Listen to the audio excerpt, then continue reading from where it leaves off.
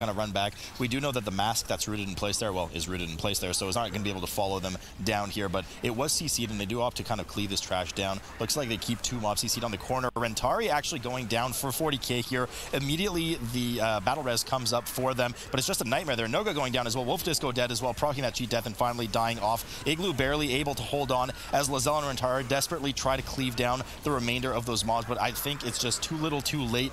Igloo finally goes down, Rentari goes down again, and Lizelle. We have a full team wipe with 7 deaths on the board for 40k, and this is just looking better and better for Method NA as they proc their reaping. So they did not go past the first boss, but they are doing what you said, Zyre. They proc the reaping and immediately aggroed Elder Liaxa with it. Yeah, and this is, once again, same concept. Pulling reaping into the boss, letting in what you can do is damage. We haven't really mentioned it too much, but Outlaw Rogues also benefit from this. They have a trait that makes it so whenever they hit Blade Flurry, the extra mobs it hits also makes them do more single target damage with their main filler ability.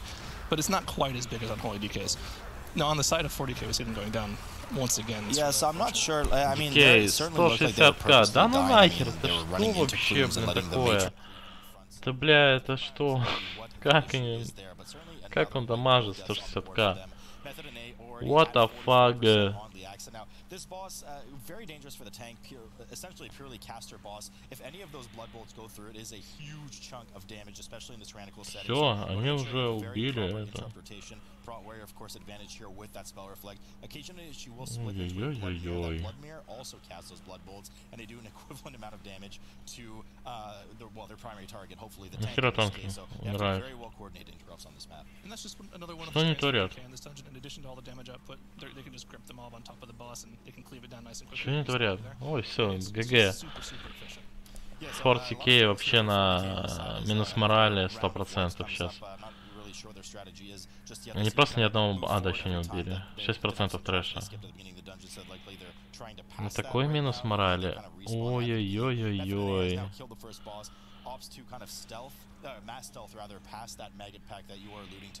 В то время как уже почти всех сагрили. Что? Сейчас ДХ так расфигачится. They have to make sure they're getting the stuns out on the maggots so that there's no frontal abilities. They have to make sure they're getting interrupts on both the bloodthirsters and the flowers. 17 смертей. Как вы так играете? Как будто, знаешь, я собрал пугов вообще никчемных.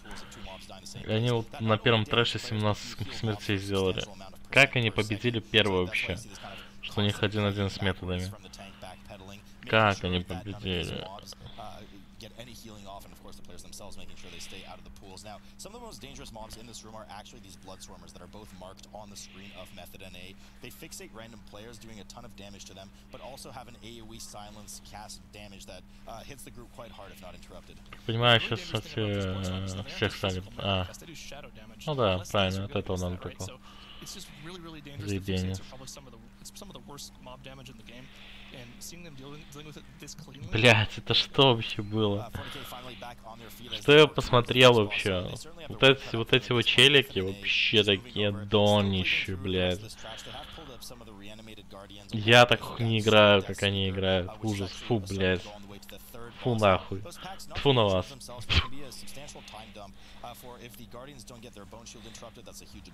Unreal так хуёво играет.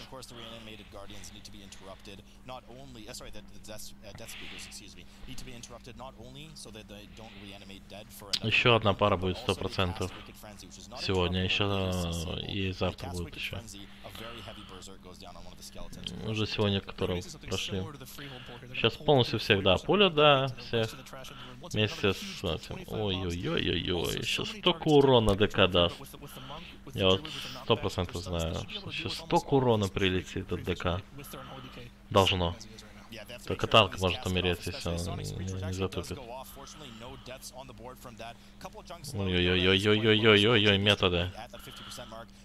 Ой-ой-ой-ой-ой.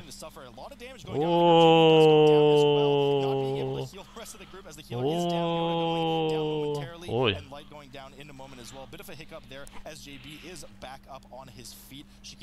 Что-то они переборщили. Так еще у 40k еще есть время. Они добивают босса.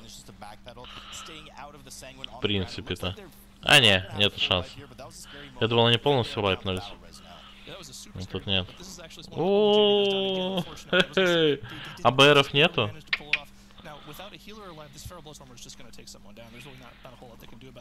Ну тут без БРов убьют. Понятное дело, но...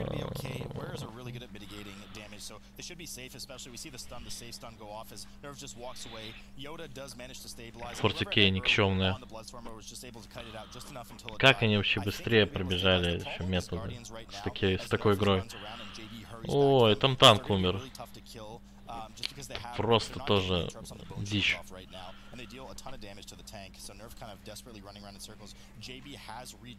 18 метров, здравствуйте.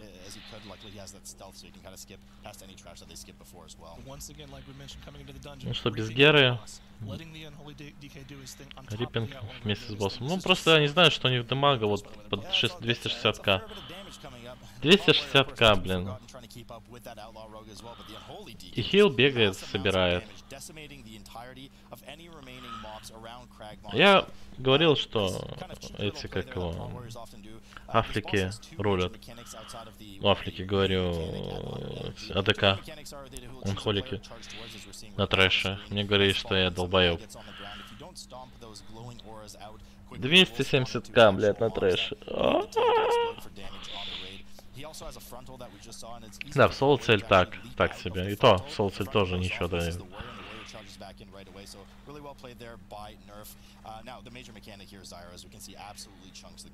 А ХПС показывать будет сегодня, нет?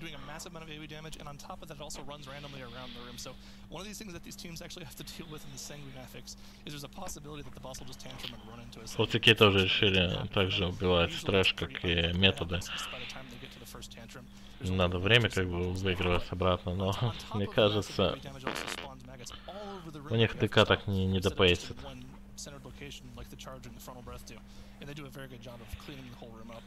К счастью или к сожалению, но просто это...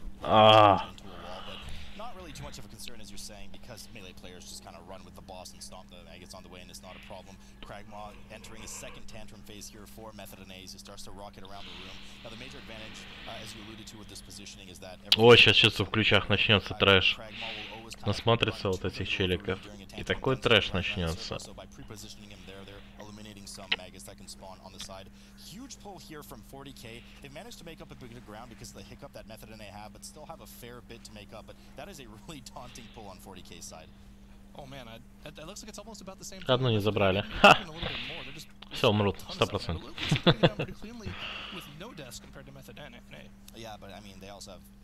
Но здесь не умерли. Фортикей здесь не умерли, блин. Вы умерли на этом, но здесь не умерли. Так как вы играете?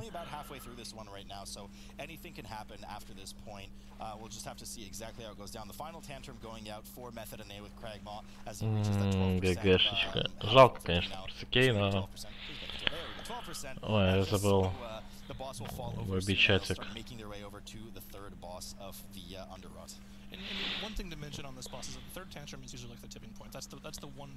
The one tantrum that the healer actually has to deal with, because generally speaking, it was personal cooldowns in the first tantrum. Healer will use his cooldown on the second tantrum, and then the third tantrum is like Hellstones, healing pots, everything for yourself. Just make sure you live through this. So we did see them all drop pretty low there, but they were pretty safe in general. Ну все, побежали же на третьего, а тут еще босса надо убивать. Ну, понятно, здесь все скипают.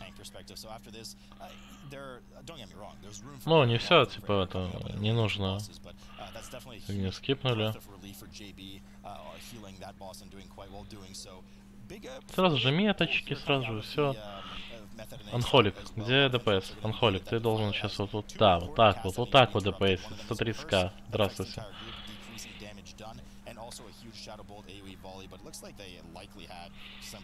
Уверен, что в финале будет метод ЕУ и метод ЯНА. А где Диджерей? В каком он составе? Ну скипают босса. Ну да, это вместе с риппингом убивает босса.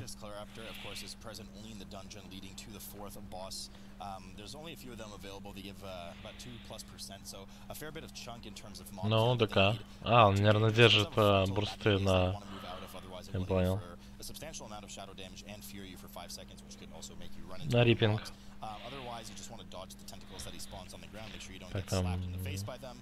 And we're going to see here the likely. Well, actually, no, you have to do the fifth reaping in this dungeon. Indeed, you can't skip it. But we'll see the fourth reaping wave here for Method NA, as Zyro alluded to. They will be dragging it likely into the boss. Right, and that pull that they just did is almost the exact same as the pull they did previously. Ну давай, сейчас должен раздавать. По щам всем.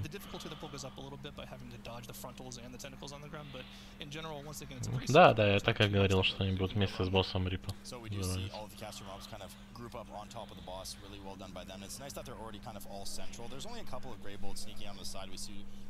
Ну шо.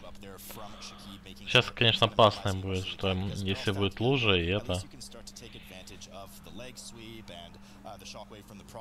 Ну тут он разносится так быстро.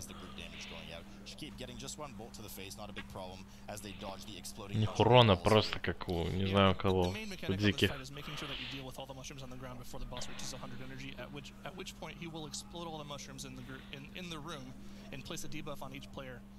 That stacks based on how many mushrooms are in the room. Now we do see there are a lot of mushrooms left, but they're using these upheavals to успел, быстро. Indeed, the master spawning a lot of mushrooms on the side. He is a pretty fun guy, Zyro, but unfortunately все закрыли. Вот, ну, им не надо ничего говорить, они все выполняют сами. Outside of players just running face into them and eating the dot as well. He does do a frontal shockwave on the tank that could be pointed at Фортикай на 4 минуты опаздывает. Это плюс у них 18 смертей еще.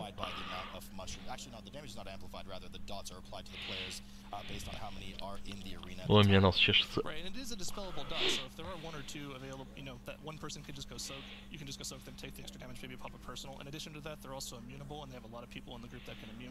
Rogue can pop Cloak and run through a bunch of them. DK can pop AMS and run through however many AMS can soak. It's not too dangerous for this group. I mean, we also see some groups run Mistweaver monks in this dungeon so they can revival and pull off all the debuffs. Эти все спулили вообще. But generally speaking, as long as you deal with the mechanics on the boss properly, you spread the upheavals out, it's not that difficult to deal with the mushrooms themselves. No, certainly you do have a lot of outs for those mushrooms, and you know, both teams, I mean, it's just no problem. They have a dispel available to them if needed to. If somebody kind of needs to emergency last second, you could just shield wall from Nerf and run through options, or just pre-AMS or Cloak of Shadows from the Rogue. But either way, not a concern for this team as they reach 23% on Spore Caller. Не, начало-то у них было бодрое, сейчас что-то маловато урона.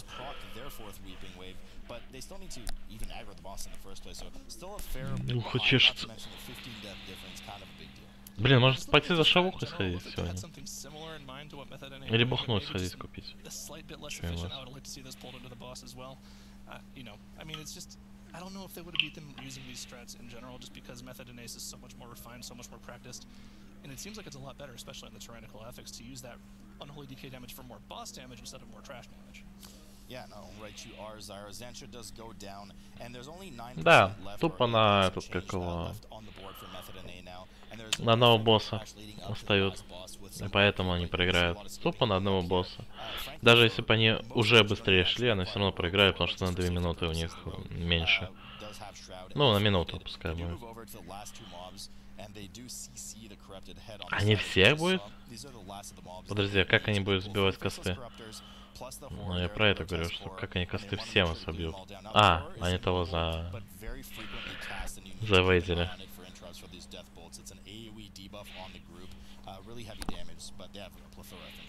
I mean, the biggest problem, of course, will be if all of the corruptors aim their frontals at the danger noodle, as it's casting, as you like to call it.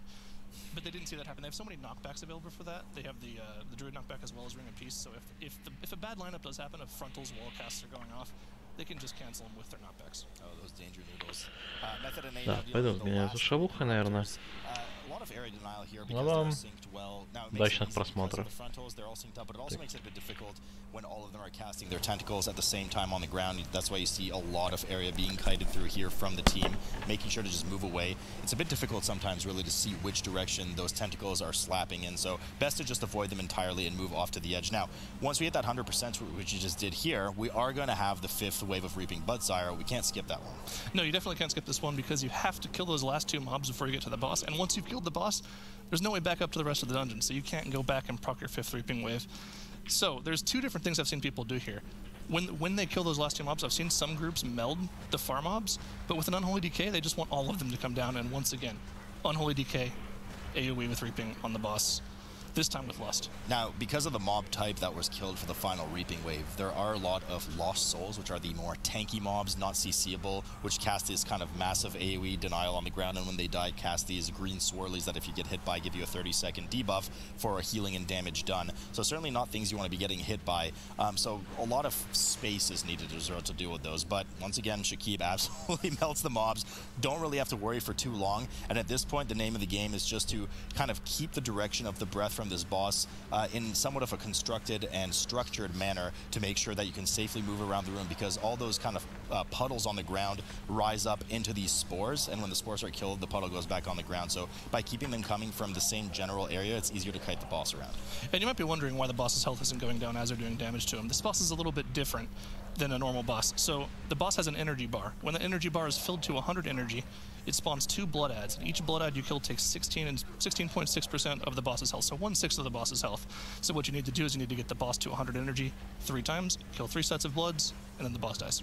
So the breath does go out, and the spores do start spawning more and more as the encounter goes on. So it could be, you know, rather dangerous for them if they start to kind of get out of position. The 2 mobs do come in, the 2 blood mobs rather, do come in, as Ironic said, at 66 and 33%. Each one, sorry, at 100 energy, and each one you cleave down gives 16.6% of the boss's health. So you have to cleave 6 down in general. The spores are riding in from all directions. Rather sporadic movement here from the rest of the group, but they only have 1 extra wave to deal with. Yeah, and at this point, I mean, it's kind of over at this point. We saw that 40k had their problems in the dungeon, and they kind of did bring it back a little bit. They're on the last 2 mobs here, which is pretty impressive in general considering the start they had. But all Method NA has to do is fill up this energy bar 1 more time, spawn the 2 blood adds, and even the Titan Keeper will help them finish them off. There's just too little too late from 40k. I am curious to kind of peek in on exactly what happened with the multiple wipes after the first mess up. Looks like they kind of tried to get themselves forward because they skipped some trash, and maybe Shroud wasn't up. Hopefully we'll have some insight into that later. But Method NA looks like they're about to finish it off here. The big robot keeper helping them out by channeling his damage onto the remaining 2 blood adds. 1 gets melted, and finally the last one goes down. Unbound A-Bomb is down, and Method NA take it 2-1. Incredibly impressive performance here by Method NA, just under 19 minutes here, taking the series 2-1, the first series of the day that we've had to go into 3 games here. Sours, was that around the same exact time that they had on time trials? This is a little bit faster, right? So they're just... Even with deaths, it was just a little bit faster than they had. Yeah, or let's see. No, so Method NA did it 17:43 in time trials. So okay. That ended up being a little slower, I guess. They were still faster than 40k during time trials, though, with the time they set here. But yeah, so something went wrong. Right, there was the point of the dungeon where JB died twice during a pool in that second room, which really set them back quite a bit. But they were fine. Their one mistake wasn't as big as the many mistakes that plagued 40k's run in this dungeon. Yeah, and you're even seeing some of the wipes that we are going through right here, and how they just started falling apart out of nowhere, and not being able to have the kind of that proper setup like we were mentioning, Sluta, just making sure you're able to execute these pulls properly. Yeah, I mean, it was a bit tough to see the details of it, especially because of the excitement of the mass pulls that were going on at the time with Method NA, but it looked like once that first wipe happened, they just sustained another 2 to 3 rounds of wiping, I'm sure for a good reason. I didn't get to kind of peek it, I'm not sure, Sours, if you did, but certainly a lot of struggles, but after that, they really managed to regain their composure, and I mean, it was pretty impressive, the amount of the dungeon and how quickly they got through it by the end of it, but it was just too little too late at that point. Yeah, and I can tell you, I mean, I think we can all say from experience, once you get to that point where you kind of scuff your key on live servers, everyone just kind of, you know, gets a little bit beat up, and they start, you know, not playing as hard, but they did a great job trying to stay in it and, you know, play for if their opponent was going to have any kind of errors, right? We saw the same thing in game 1 where your opponents are going to have some kind of errors here and there, but let's take a look, Sours, specifically at what was causing that error and what caused that huge wipe early on. Yeah, so this is their first wipe here where Nogu goes down and then he goes down again, and then everything starts to spiral out of control, more DPS are dying, and then a wipe is called eventually here on this pool.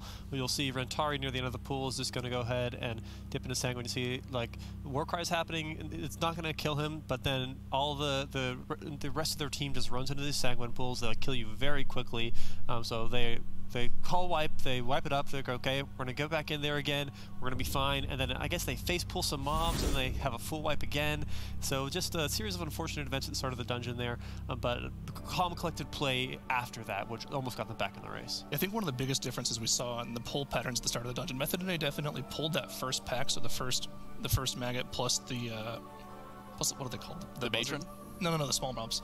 Oh, small the headhunters that we had here. Well, they pulled the first mobs in the dungeon, which is the important thing. So if they did wipe, they did have a backup way to get through the dungeon. What looks like happened to 40k is they used their shroud to get past that stuff.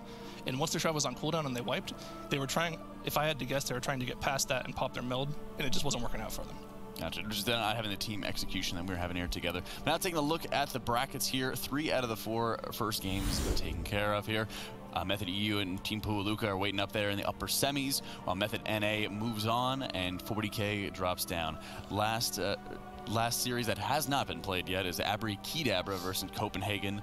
Right here, we're going to be having kind of that dream team like we were talking about before of EU players here, Sloop. You mean with Abra Kedabra? There we go. Nailed it. Yeah, I mean, this is a team composed of, guys that we know, guys that we've seen, and just a lot of star players from different teams that have come together at this point.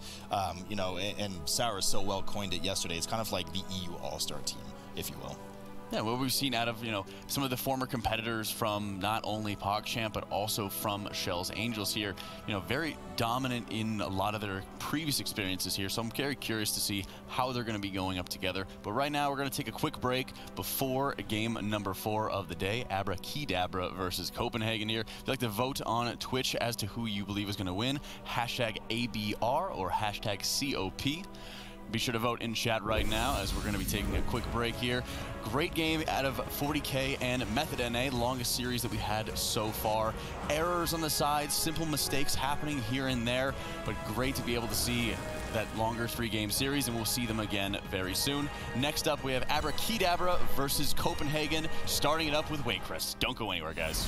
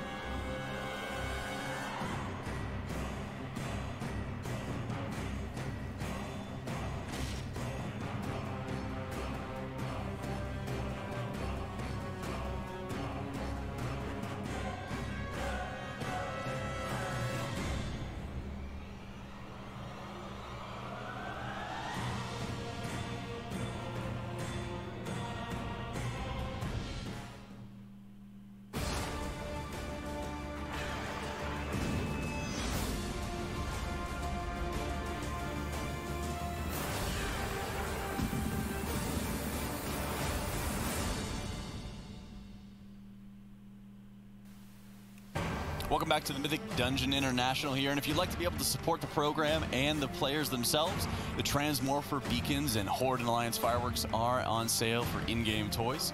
The proceeds from that will be going directly to the players of prize pools to be able to help support WoW esports here. Moving on to Game 4 of the day, we have Abra Kedabra versus the Copenhagen Institution? Interpretation. There we go. Close.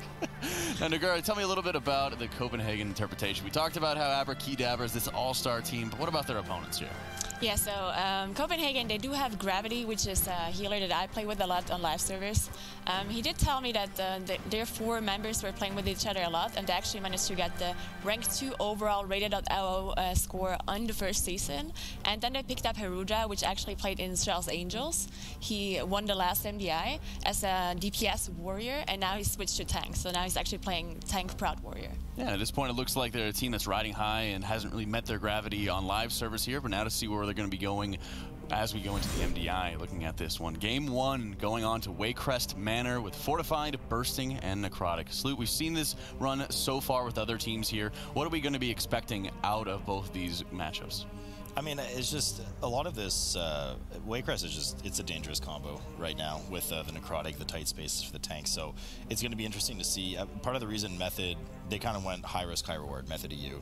And they had, they didn't have the safety of the Frost Mage. They didn't have a lot of slowing and kind of, gaps present as needed, at least long-term, for their tanks. So if teams are opting to go in this kind of, double rogue X meta and have another melee DPS or an ROP, it's going to be really tough on the tank. So I'm expecting to see a lot of probably just big pulls and getting them down quickly kind of thing, because you don't have time or space to get through those halls and reset your Necrotic. Yeah, we've seen only maybe a handful of uses out of Method EU of their Ring of Peace as they went throughout that run, but when they did, they really needed it to be able to complete it. So, Sours, as we're looking at the compositions going into this one, about standard is, as we've been seeing so far today. This seems to be the bread and butter of this MDI. The Warrior, Druid, Healer, Tank combo seems to be really, really popular. It's very popular on live. It's very popular here for the MDI tournament itself. And then this double rogue Windwalker is really nice also. Windwalkers bring so much utility to a dungeon. They bring a 5% physical damage buff for those 2 rogues so they can pop off even harder. Ring of Peace is incredible crowd control. They have a leg sweep. They have paralyze. They've got a melee kick. They're pretty like a one-size-fits-all melee DPS. And there are no scrubs on AoE. I mean, we've been hyping up how strong Outlaw has been or how unholy DK has been, but a lot of polls, they've been keeping up and they've been keeping pace with those Outlaw rogues as well. So very interesting to be able to see what's coming out of them as we move into this. And then we've also been talking a little bit about routes, how we've seen Method EU, for example, taking a massive amount of trash and going all the way back into the Hunter's Hallway here. Are we expecting anything out of that again out of either of these teams, Salute? I mean, probably. A lot of, Cyrus mentioned it earlier too, a lot of the kind of efficiency and efficacy of these teams, it comes really down to how well you're going to deal with the reaping packs. Where you're going to kill your 20%, what are you going to combine them with, and you start to lose a lot of time when you don't combine them with something. That's kind of the biggest problem. Or if you just skip them entirely. A bit harder to do in a dungeon like Waycrest Manor, which is not enough space, but it's just going to be about, where am I snapshotting the 20% and with what am I combining it with? Yeah, a lot of times we've seen them running into the bosses as well, being able to give them enough space to drop necrotic stacks before they transition into that. And, I know you personally, Salute, as the GM of Future, have a lot of expectations for Abra Kedabra, right? Especially with all the missed raids they've had. Yes, absolutely. I mean, hopefully it was worth the missed raids. Otherwise, poor Dr. J is going to have to look for a new guild. You heard it here first. Future now recruiting a new mage here to show up to raids on time here. We're very much looking forward to seeing what's coming out of both teams in Waycrest Manor, because as we've seen, we're starting to get a little closer in terms of seeding for a lot of these teams. And while there has been some kind of variance, some kind of 2-0s going in so far, the games have been a lot closer than they may appear so far, Negro. Yeah, and in Waycrest Manor we saw earlier both of the teams pulling out completely different strats. Of course, this time around we see the same setup as Method EU was running without like the mage that we saw before, but we also saw some backtracking from Method EU after the last boss, and it's interesting to see if we're going to see a similar kind of strat or if they pull out something completely different here. And just need another moment before we start getting up into game here. And one of the most important things to note is I believe it's 4 out of the 5 players from Shell's Angels have been in this tournament here. So very interesting to see how all of them are going to be coming together as we're halfway through the day so far. Waycrest Manor, game 4 of the day, Abra Kedabra versus Copenhagen. Yeah, so Waitress Manor again. The best dungeon. Just in time for you to come back. I actually really like this dungeon, I'm not going to lie. I think like aesthetically and conceptually it's very cool. But, you know, you play Pumpkin, so like it's the tight corners and stuff are not the most fun in terms of camera angles in here. But nonetheless, Abracadabra right away with the mass stealth from the Rogue, the Shroud, leading all the way up to the top left. We do know, of course, Nigur, that it is a set door that's open for these teams on the tournament realm, straight to the Witches Triad here. Yeah, we see both teams actually going straight to the boss, while Method U, we saw earlier, they actually skipped this boss before, did some other trash, and then pulled the Reaping backwards. But we see both teams using their Bloodlust here for this first boss. Bloodlust going up indeed, and a bit of trash on the side as well. Probably just efficiency of Cleedon. I don't really know if they're bolstering any extra damage from this. Haruto actually dipping quite low here. He is at 16 stacks of Necrotic. He's gonna have to clean that off at some point. A bit difficult, sorry, not too difficult with these Witches, so they're gonna have to kind of crank the trash kill or let a couple of casts go through just so he can get rid of those stacks, which he does now. Safely resets them and is healed back up to safety. Divine Field's starting to accrue some stacks as well for Necrotic. And again, just a reminder for those at home, we are back with Necrotic, meaning that successful connected melees onto tanks or whatever target it may be. Usually the tank does give you an increasing physical dot, and that debuff also makes you take less and less healing at 2% per stack, making it very hard for the healer to eventually just kind of top you off. Yeah, we saw Copenhagen pulling trash on top of the boss straight away, which is kind of risky because the first boss that is active actually does the 50% healing reduction auras to the whole team while having all these necrotic stacks on Haruto, as we said before. But Haruto managed to survive with a slither of HP, and they managed to kill the trash. So no problem for them here, as two of the sisters have already fallen over for Abracadabra, working now on Sister Briar to finish off this encounter. So a bit not so similar as what we saw with the other teams, where quite a bit of trash was done prior to the boss here. They just went straight for it. Copenhagen now not far behind. Sister Briar just down to 35%, using the advantage of that Spell Reflect from the Prompt Warrior to help chunk down these bosses every 25 seconds, or as frequently as the casts come and the CD is off as possible for the Warriors. Little bit of cheeky play here from Ashine as he goes in, gets the sap on the garden, prepares what is likely a very big hull pull for Abracadabra on the left.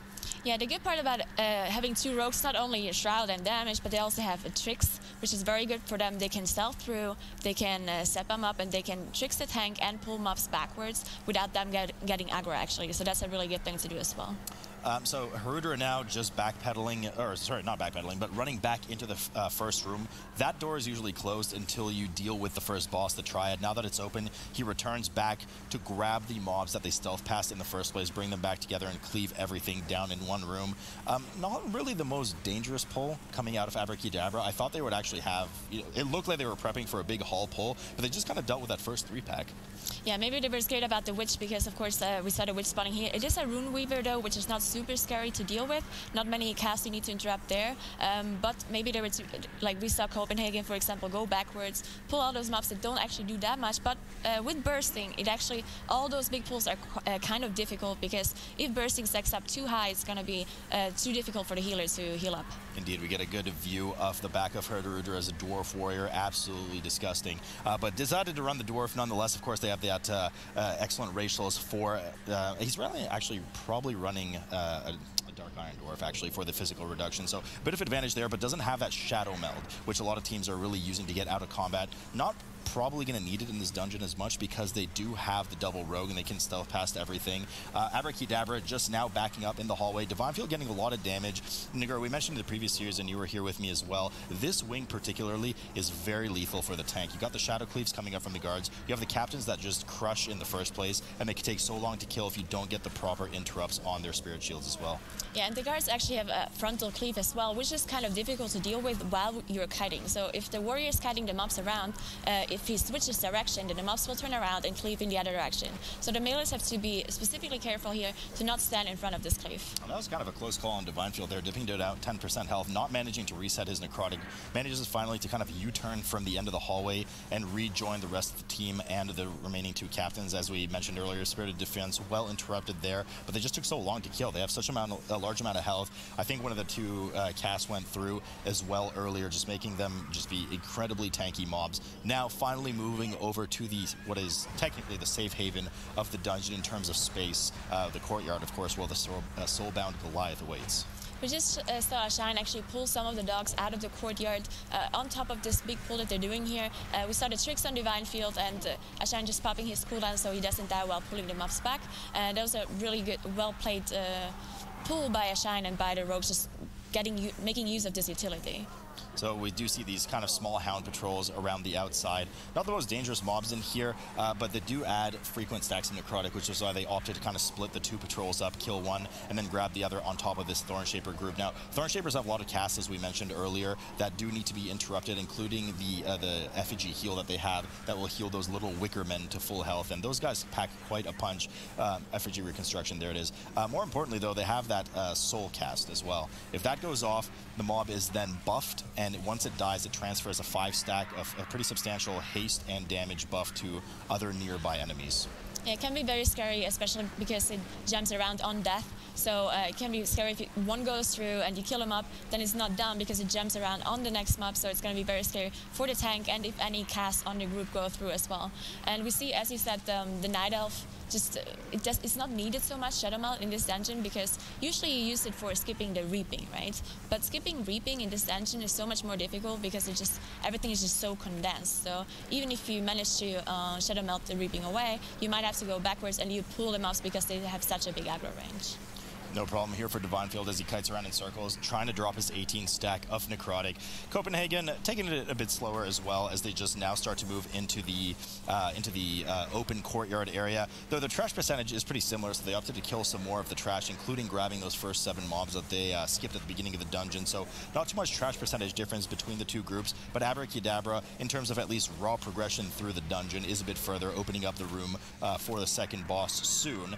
But at some point, Copenhagen will be able to skip some extra trash. We do have a death go down there on Swag Fist on Abracadabra. Immediately the res comes up. This is certainly not a pull that you want to wait for a DPS to run back on, so they don't hesitate, immediately get that battle res off. Not going to be available now for around 3 minutes. Yeah, so one more thing we didn't mention yet is probably the battle rest, which is so important.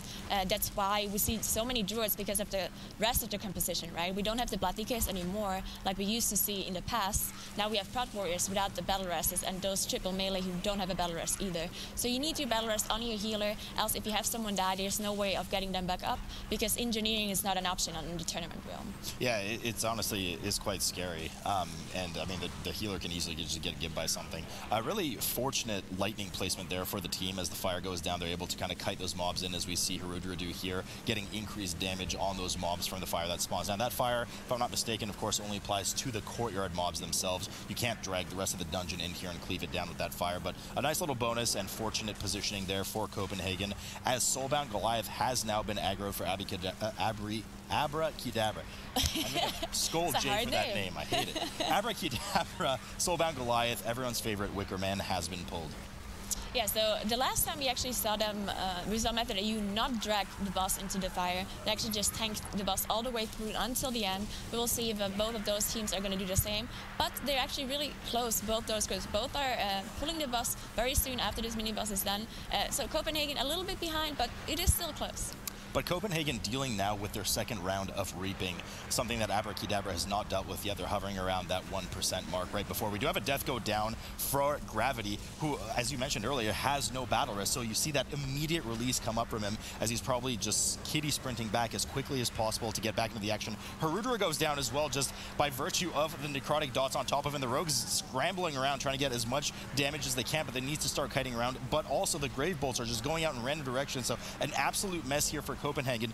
Looks like they're starting to stabilize, but Matron Brindle is still there, and she does a ton of damage. No active tank is there. Finally, Harudra returns as well. Gravity is back, and they manage to stabilize. 3 deaths on the board, though, and their battle res is gone now. Yeah, thankfully, Residues are very fast. They can just go cat form and dash back. But because they didn't have a battle rest for him, it just took a while for him to get back. And when he was back, Harudra was dying. So he had to use the battle rest on Harudra. They thankfully managed to recover now, so they didn't have a full team wipe, and the mobs didn't reset, but it still cost them quite a bit of time.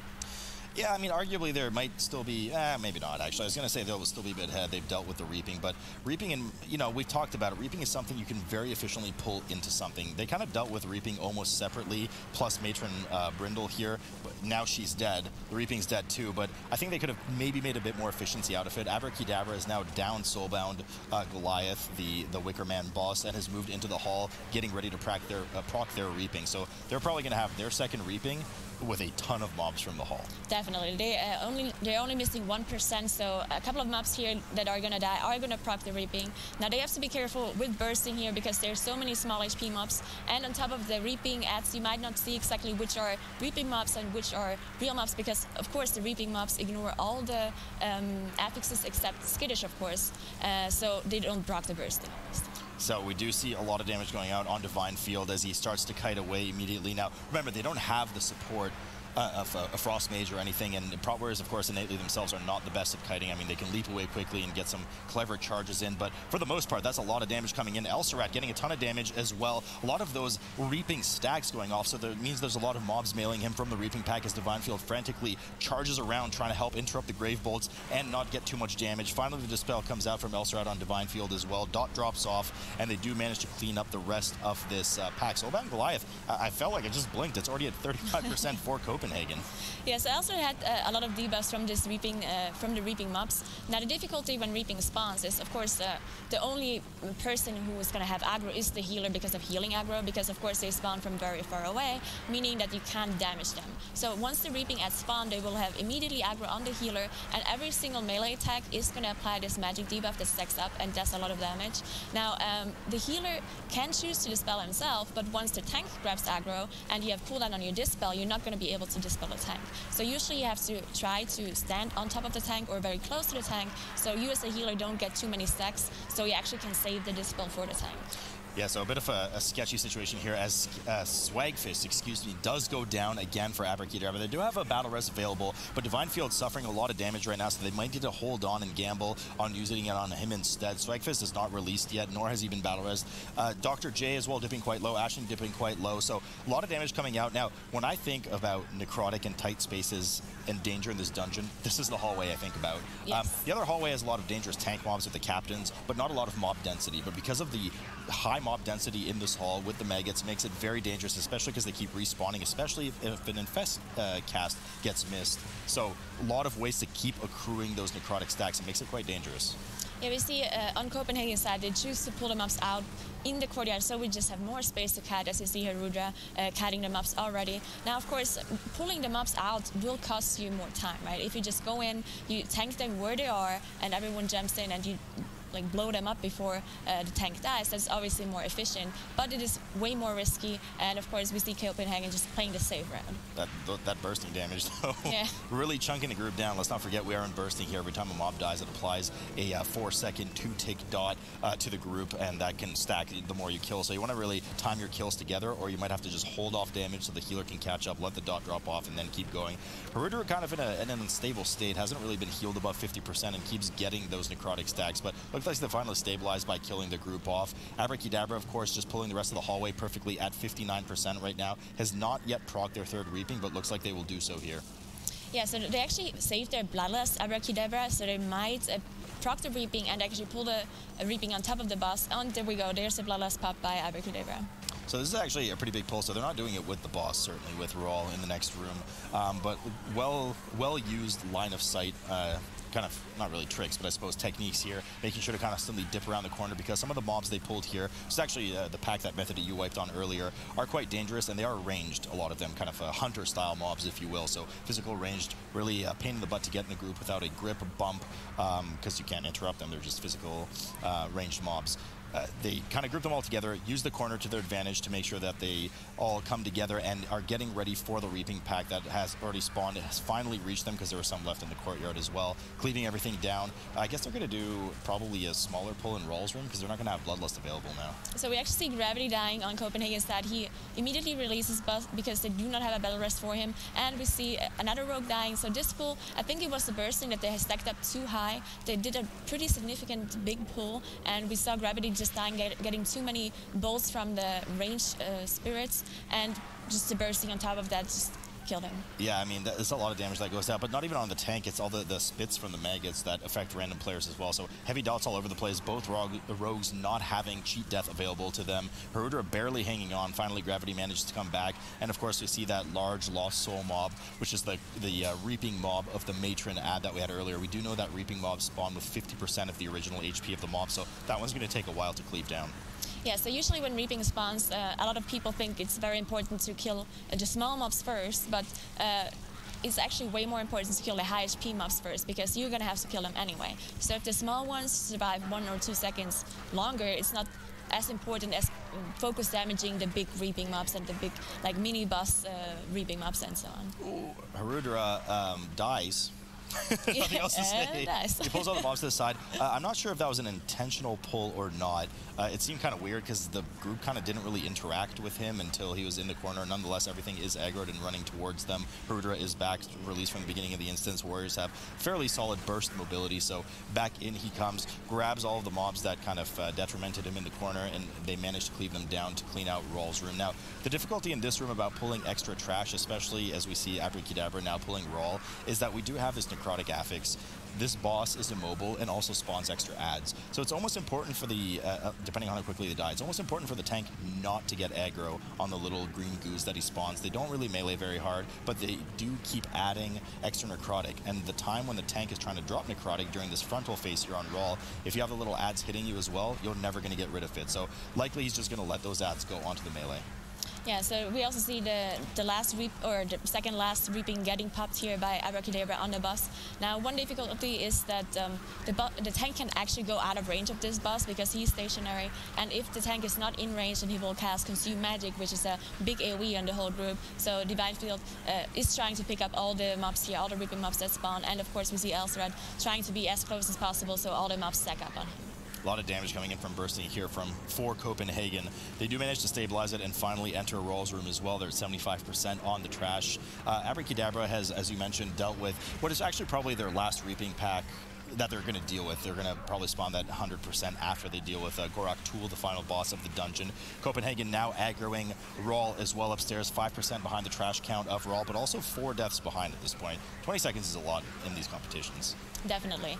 We also see the Spit Diva still on the rogues here, so they did have a little bit of trash once they engaged the boss. Now, Harudra managed to drop the necrotic, which you said during this intermission phase where the boss actually does not melee the tank. So they are very stable, and as I said before, this boss usually doesn't do a lot of damage on anyone if you manage to dodge all the abilities, and they're very clear, so you just need to walk out of the cast range. Right? Abracadabra down Rawl and bring home the bacon as they move into the kitchen area. A large amount of infested and devouring maggots spawn here along with one witch. Now the maggots die relatively quickly and easily before anything gets too out of hand with necrotic, but you already do see Divine Field trying to position himself away from that mob, start dropping those necrotic stacks, getting ready to pull the downstairs pack. Now I'm not sure Nagura down here, there's that second matron that patrols. We did see the other teams pull it, but at least on live servers typically a lot of people tend to avoid it and just kind of stealth past it.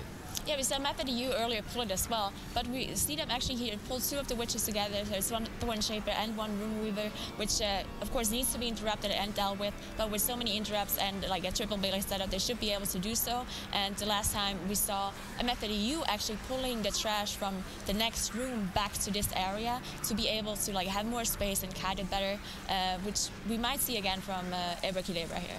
Very spooky FEG on the wall there as the team runs by and indeed does pop their stealth. At this point, 87% we do know is enough to complete the dungeon with the trash prior to Lord and Lady Waycrest, and of course those small shadow adds before Gorak Tool. Copenhagen is just still working on Rawl, actually just manages to down it now as they head into the kitchen area as well. Herder quite low and quite low on HP, but also has a lot of necrotic stacks there. Quite difficult to heal him up. Fortunately, only one mob left. Abracadabra now rounding up the entire room worth of pull in order to get ready for the 4th boss. Yeah, so they didn't actually pull the mobs back up. They ran down and pulled it there. Now, one ability you have to be very careful about here is the candles that you see on the floor here. This sign, this black sign on the floor, actually reduces damage taken by the mobs that are standing in it. So you need to make sure that you drag them out immediately to not lose any damage.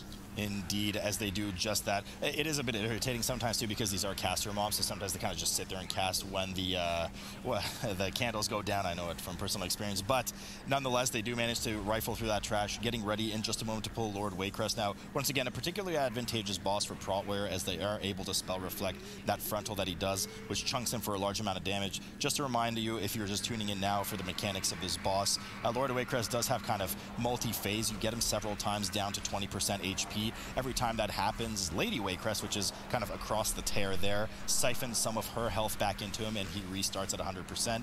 Once she's low enough at 10% HP or so, she will join the fight as well, and you enter phase 2, where you have to kill both of them at the same time.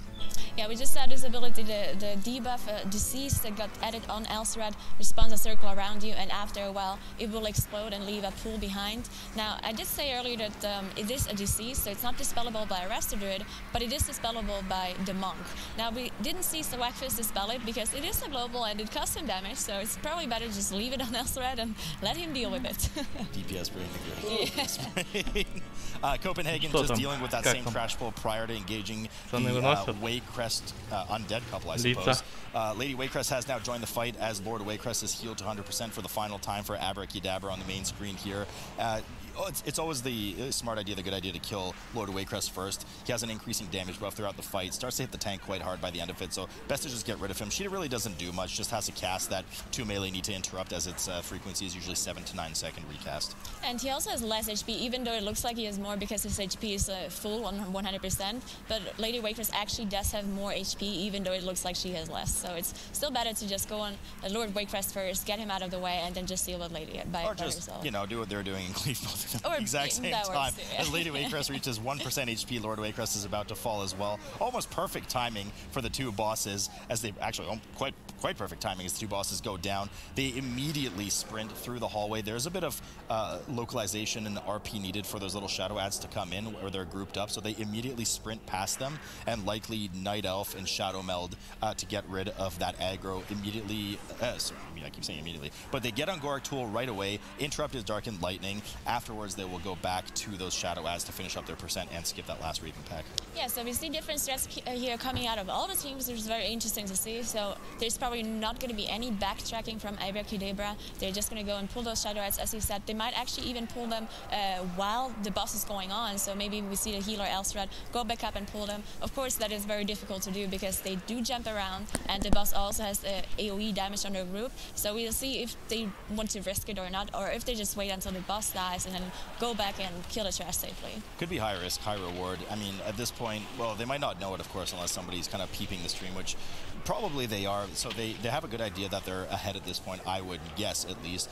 Copenhagen, still a fair ways behind. They're just now entering phase 2 of the Waycrest couple's encounter, after which they still need to do the same skip. One of them, if I'm not mistaken, is a Dwarf Harudra, unless he's kind of transmorphed as something else right now, meaning he won't be able to do the Shadow Meld skip that the team just previously did from Abracadabra. Nonetheless, Gorak Tool now down to 17% as he summons his last ads. Team doing a really good job of making sure to burn the corpses of those slavers. I do believe Dwarf actually, like the Dwarf racial actually makes you get rid of Necrotic, if I'm not mistaken. So that might be one reason why they played in this dungeon. They do have Bloodlust available to them now on Copenhagen's side. On Abracadabra's side, it's still 26 seconds, but they're probably going to finish the dungeon before it even comes off cooldown. I just think there's no way they're catching up at this point. They have 5% left on the trash to finish the dungeon, not to mention that they are a whole 25 seconds ahead just via raw death count. So it looks like Abracadabra will be fairly confidently taking this one and starting up the series with 1-0 over Copenhagen. They just grabbed all the Soul Essence. Oh, they're actually not even dealing with those Shadow Mobs. Oh, so they did the Soul Essences, yeah, they backtracked just like we saw in the previous series. They went upstairs and killed the Soul Essences, and there it is, a dominant 1-0 start. Very clean run. Abracadabra taking game 1 here in Waycrest Manor, and it's such a strong performance here, and they didn't even have to miss out on their Bloodlust or go into that other side room like Method EU had to do. So speaking of them, though, Sours, how are we comparing the times between the two teams right there? Even though that looked like a really clean run out of Abracadabra, they did end up actually going just a little bit slower than Method EU did. So Method EU finished this dungeon in 22:49. It took Abracadabra finished it in 23:16. So they it was fairly clean with a little bit of slop here and there. But you know, if Method EU didn't have that catastrophic wipe at the end, which cost a bunch of time, and they had to go re-kill mobs, they would have been significantly faster than Abracadabra. But overall, really incredible performance out of both of these teams. Just a couple of errant deaths here and there from the Copenhagen interpretation that kind of set them back behind. When the healer's dead, the tank can't really stay in to do damage. We saw Harudra taking hits to the back as a prot warrior and falling down.